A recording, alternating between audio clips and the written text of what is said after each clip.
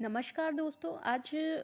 आज की क्लास में हम आईसीटी या कंप्यूटर का जो परिचय है, कंप्यूटर जो आईसीटी है उसके बारे में बात कर लेते हैं। आज हम बात कर लेते हैं उसमें कंप्यूटर का परिचय यानी कि कंप्यूटर इंट्रोडक्शन, कंप्यूटर की कार्य विशेषताएं और विकास यात्रा के बारे में। ठीक है। तो सबसे पहले कंप्यूटर की जो आविष्कार है जिसने खोज की है वो कौन है? चार्ल्स बेबेज हैं। कौन है? चार्ल्स बेबेज ने ये कंप्यूटर के जो आविष्कारक हैं वो है चार्ल्स बेबेज। ठीक है। कंप्यूटर जो है, कंप्यूटर शब्द लैटिन भाषा के कंप्यूटर से व्युत्पन्न हुआ है। कौन सी भाषा है? कंप्यूटर जो शब्द है वो लैटिन भाषा के कंप्यूटर से व्युत्पन्न हुआ है, जिसका अर्थ होता है गणना करना, कुछ जोड़ना। कुछ जोड़ना इसका अर्थ होता है। लैटिन भाषा का शब्द है कंप्यूटर।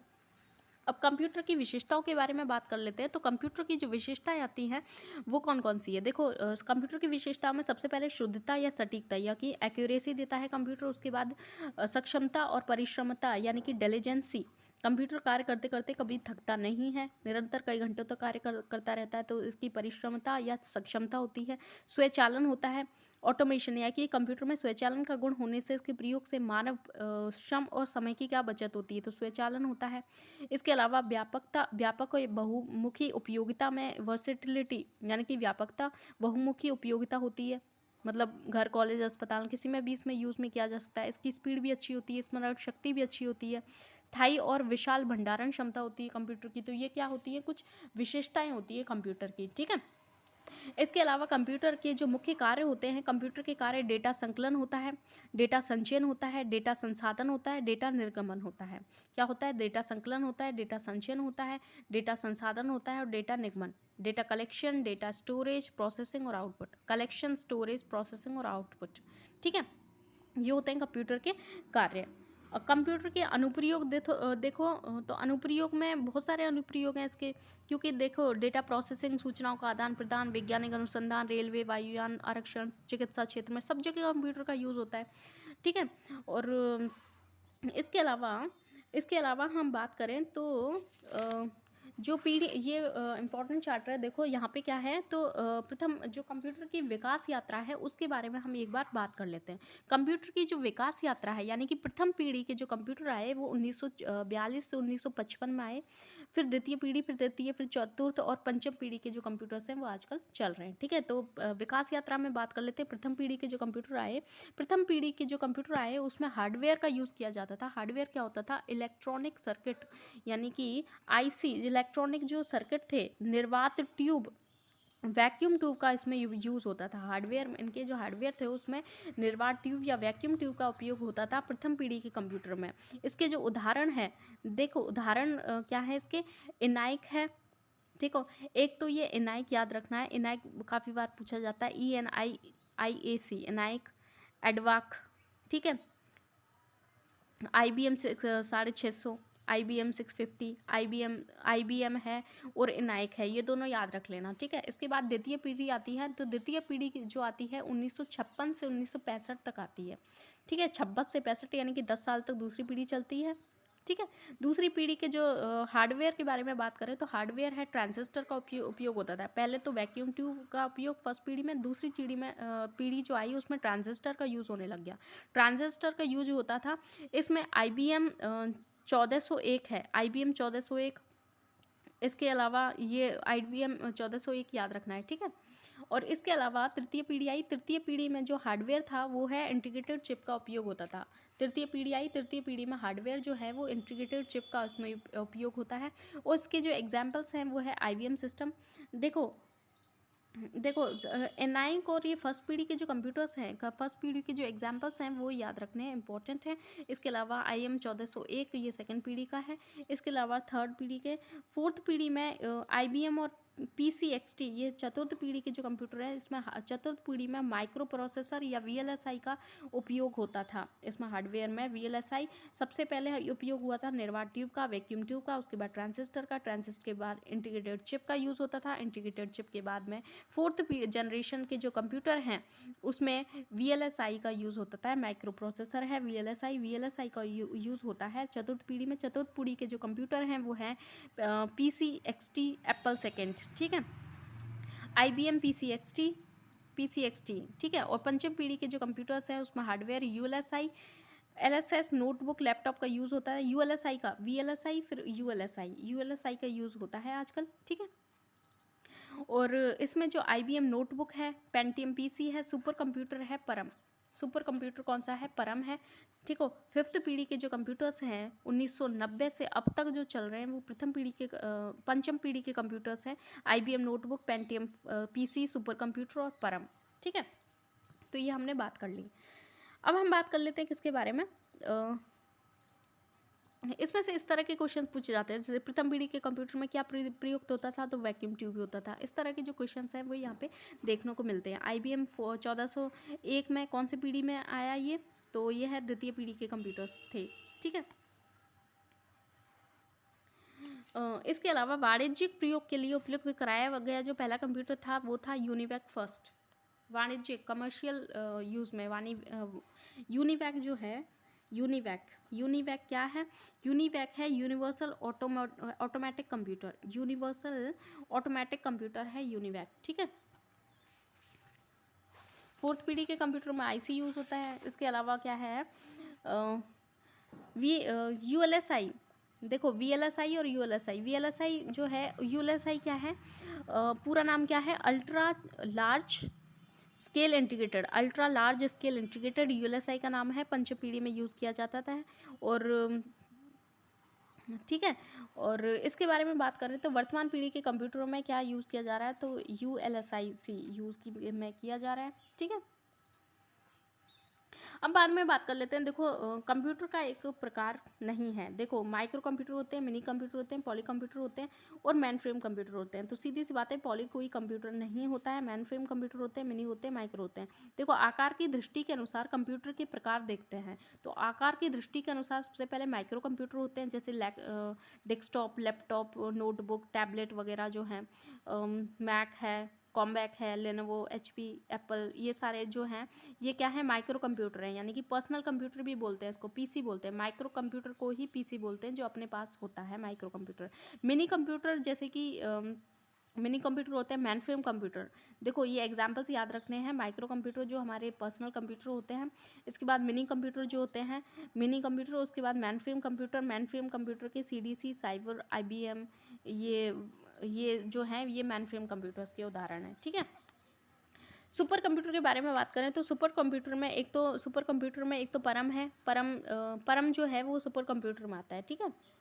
माइक्रो कंप्यूटर किस लिए यूज़ में किया जाता है? तो माइक्रो कंप्यूटर जो होते हैं, माइक्रो कंप्यूटर घरों, कार्यालयों, विद्यालयों आदि में लगे हुए होते हैं, जो PC भी कहते हैं इनको, ठीक है। माइक्रो कंप्यूटर भी कहते हैं इनको, माइक्रो कंप्यूटर जो होते हैं।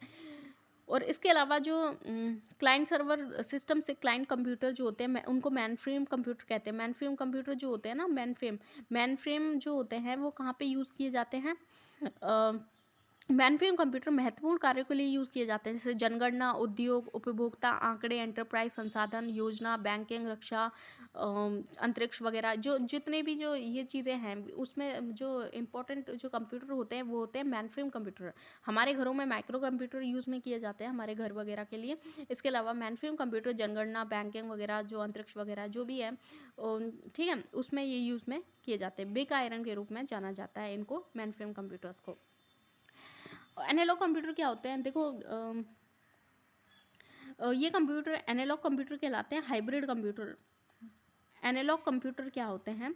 संकर कंप्यूटर में यानी कि हाइब्रिड कंप्यूटर में निम्न में से किन विशेषताओं का समन्वय होता है? तो इसमें है थीटा, अनुरूप और अंकीय कंप्यूटर को, यानी कि ये जो हाइब्रिड कंप्यूटर होते हैं, ये कंप्यूटर एनालॉग कंप्यूटर और डिजिटल कंप्यूटर दोनों के गुण उसमें होते हैं, तो इसको बोलते हैं हाइब्रिड कंप्यूटर, ठीक है। एनालॉग कन्वर्टर का उपयोग होता है यहाँ पे, हाइब्रिड कंप्यूटर बोलते हैं। सुपर कंप्यूटर की शब्द लंबाई की परास कितनी होती है? ये भी पूछा गया है। सुपर कंप्यूटर की जो शब्द लंबाई की जो परास होती है वो कितनी होती है? 64 बिट होती है।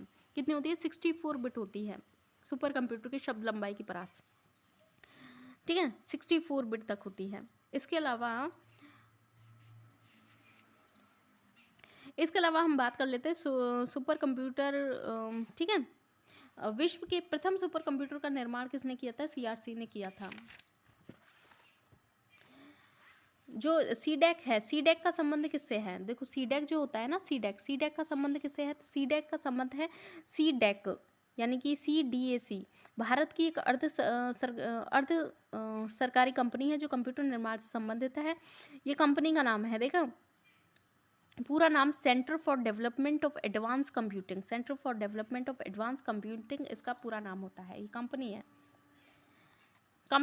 सुपर कंप्यूटर परम 8000, ये क्या है?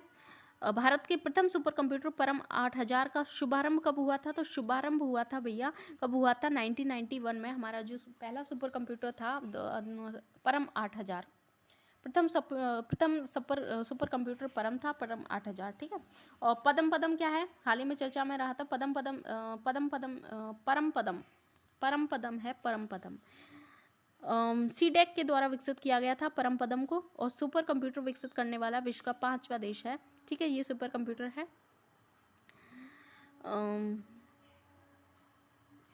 भारत का पहला सुपर कंप्यूटर विकसित सीडेक के द्वारा विकसित किया गया था ये। और भारत में सुपर कंप्यूटर के जो जनक हैं वो हैं विजय भाटकर। विजय भाटकर जो है भारतीय सुपर कंप्यूटर के जो जनक हैं वो है विजय भाटकर, ठीक है।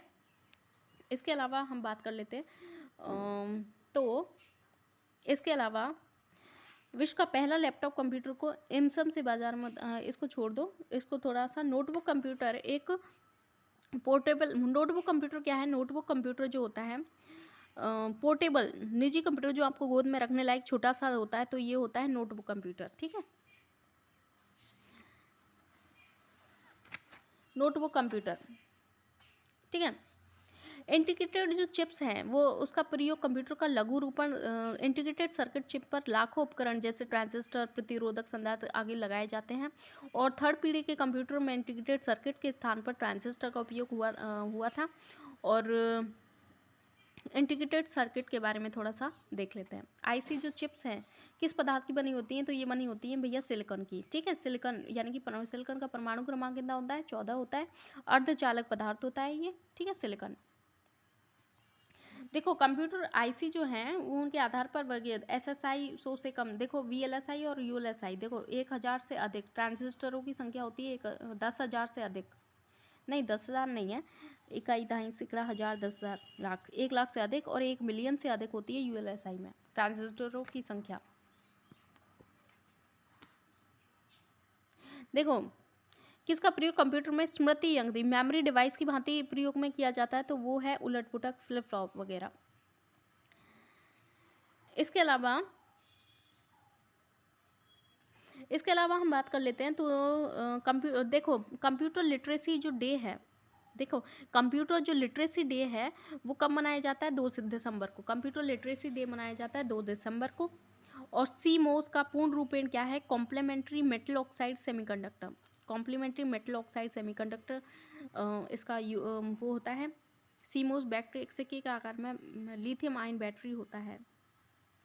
ये क्या है? जो CMOS है यानी कि कॉम्प्लीमेंट्री मेटल ऑक्साइड सेमीकंडक्टर जो है, जो आपको कंप्यूटर के समय दिनांक सिस्टम को संग्रहित रखता है, यानी कंप्यूटर के समय और दिनांक सेटिंग्स जो होती है उनको संग्रहित रखता है CMOS, complementary metal oxide semiconductor जो होता है। ये CMOS का उद्देश्य जो होता है वो सेकंड होता है, सिस्टम की सूचनाएं जैसे कि समय और तिथि को सहेजता है। इसके अलावा बात कर लेते हैं तो देखो एकल बस संरचना प्राथमिक रूप से मिनी और माइक्रो कंप्यूटर में पाई जाती है। जो एकल बस जो संरचना होती है वो मिनी और माइक्रो कंप्यूटर में पाई जाती है, ठीक है।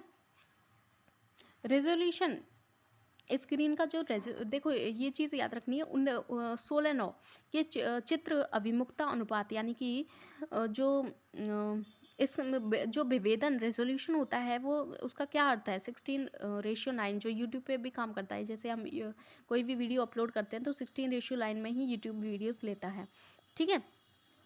इसका क्या मतलब है? कि इसका मतलब है कि 1920 इंटू 1080 पिक्सल की जो क्वालिटी में रेजोल्यूशन में वो ग्रहण करता है, यानी कि 1080 पिक्सल में, यानी कि 1920 इंटू 1080 का रेजोल्यूशन मिलता है। आमतौर पर इसको FHD या फुल HD रेजोल्यूशन भी इसको कहा जाता है, ठीक है। और इसके अलावा हम बात कर लेते हैं तो इसके अलावा स्पेस पंचम पीढ़ी के कंप्यूटर में क्या उपलब्ध नहीं है, तो सीधी सी बात है निर्वात ट्यूब तो फर्स्ट पीढ़ी में आता है। ठीक है, देखो पंचम पीढ़ी के जो कंप्यूटर है उसमें कृत्रिम बौद्धिक तकनीकी का प्रयोग किया गया है। कृत्रिम बौद्धिक तकनीक के कारण कंप्यूटर स्वयं निर्णय लेता है, आवाज़ को पहचानने और रोबोट निर्माण में इसका प्रयोग किया जा रहा है। पंचम पीढ़ी के जो कंप्यूटर हैं उसमें कृत्रिम बौद्धिक यानी कि AI का यूज़ में लिया जा रहा है इसमें। इसके अलावा हम बात कर लेते हैं घरेलू उपकरणों में निर्मित छोटे और सस्ते कंप्यूटर जो होते हैं। घरेलू उपकरणों में निर्मित छोटे और सस्ते कंप्यूटर किस प्रकार के होते हैं, तो ये होते हैं ये भाई इलेक्ट्रिकल और फिजिकल दोनों के साथ काम करते हैं। ये कार में लगा हुआ गतिक मापक जो यंत्र होता है वो किसको निरूपित करता है, तो ये एनालॉग कंप्यूटर को। कार में लगा हुआ जो गतिक मापक यंत्र है, गति मापक जो यंत्र होता है ना, स्पीड को माप करता है, वो होता है एनालॉग कंप्यूटर। इसके अलावा PCXT का आशय क्या है, पर्सनल कंप्यूटर एक्सटेंडेड टेक्नोलॉजी है, यानी कि IBM द्वारा ये IBM PCXT नामक कंप्यूटर बाजार में लॉन्च किया गया था। पर्सनल कंप्यूटर है PC, ठीक है, और XT यानी कि एक्सटेंडेड टेक्नोलॉजी क्या है, देखो एक्सटेंडेड टेक्नोलॉजी PCXT या पर्सनल कंप्यूटर एक्सटेंडेड टेक्नोलॉजी। इसके अलावा देखो कंप्यूटर के मुख्य प्रमुख कार्य होते हैं। डेटा को एकत्रित करना, आंकड़ों को सूचनाओं में प्रोसेस करना, आंकड़ों एवं सूचनाओं को स्टोर करना, डेटा का निगमन करना। ठीक है, ये पढ़ ही लिया। इसके अलावा हम बात कर लेते हैं किसकी, पंच कार्ड का प्रयोग किसने किया था, तो ये जोसेफ मैरी थे पंच कार्ड। देखो एनिमेशन क्या है, स्थिर चित्रों को गति देना। स्थिर जो चित्र होते हैं ये है CMY के किन कलर को दर्शाता है, तो CM यानी कि शान, मेजेंटा, येलो और काला। येलो और केफ और काला है CMY के।